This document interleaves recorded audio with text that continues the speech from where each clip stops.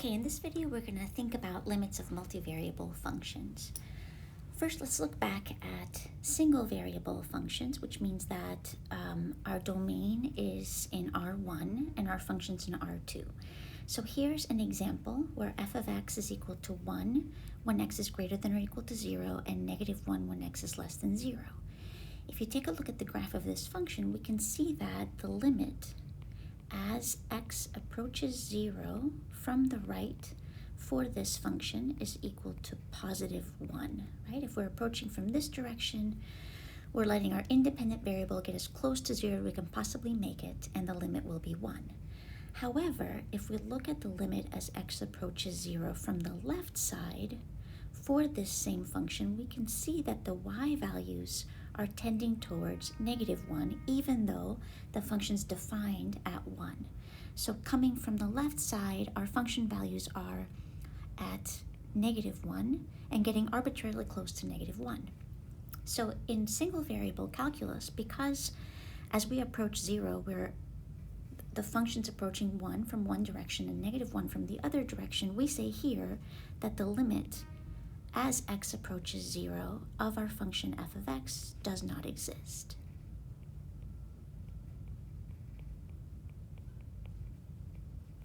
So let's think about how we might extend this idea to multivariable functions. We're going to start with functions in R3, in space. So if we have a function z equals f of x, y, in space, the domain is always one dimension less. So the domain is in R2.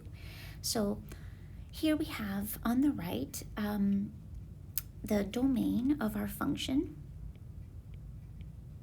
may be a certain region in R2.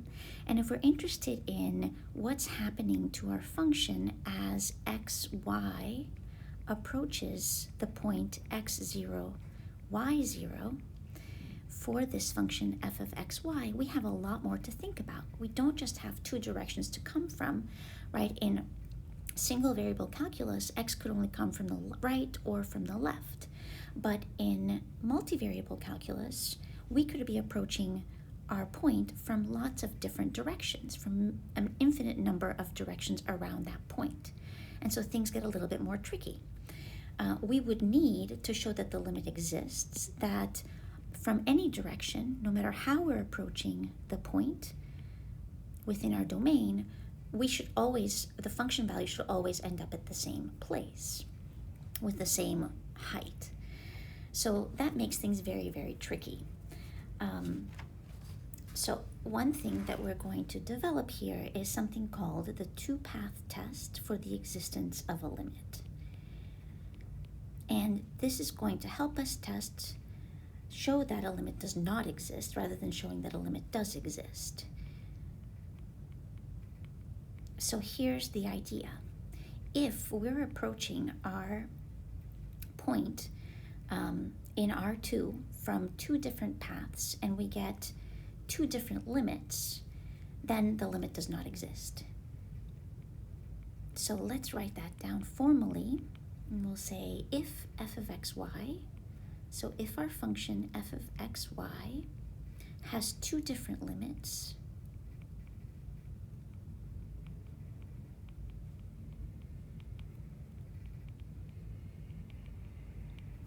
along two different paths,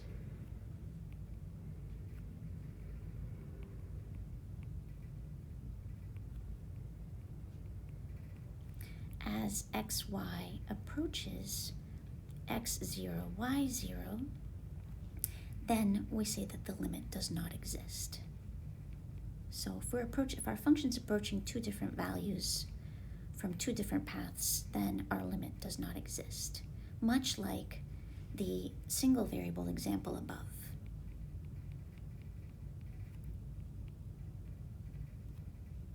Oops, does not exist, sorry about that. So, to show existence, if the function's not continuous, we would have to show that we get the same limit from an infinite number of paths, which we cannot do. So that's a very difficult thing to show, but we will be using some of our limit laws to show that limits do exist. So let's first focus on an example where we see that approaching a point from two different paths yields two different limits.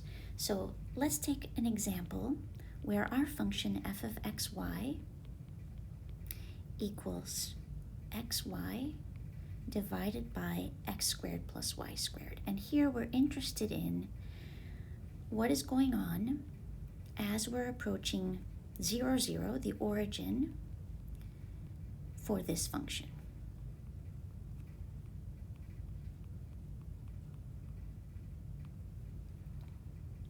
All right. So let's think about this. When we're approaching 0, 0, we can see here that the domain of this function would have to be that x squared plus y squared is not equal to 0.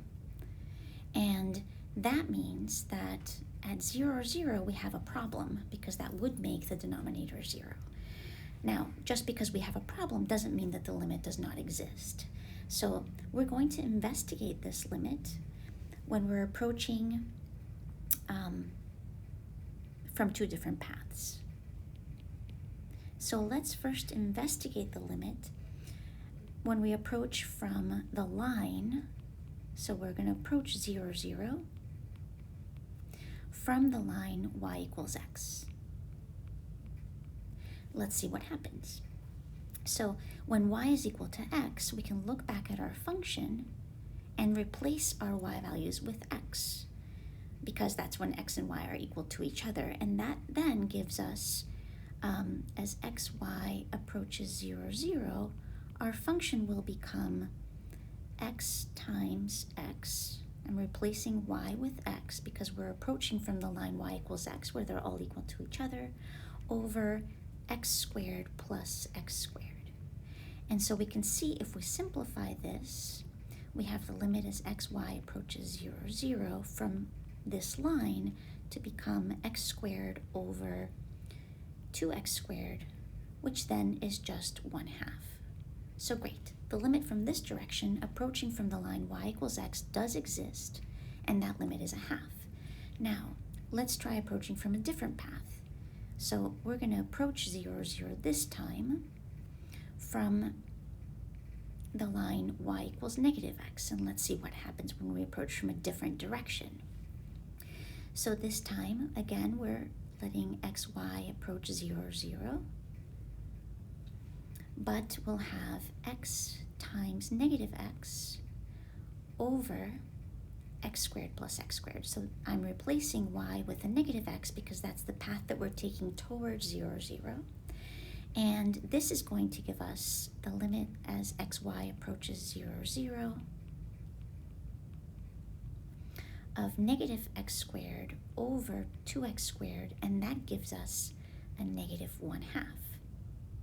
And so our function is approaching two different values as we approach 0, 0 from two different paths. And so our two-path test for existence of a limit tells us here that the limit will not exist, because from two different paths we're getting to two different values. So at 0, 0, the limit does not exist.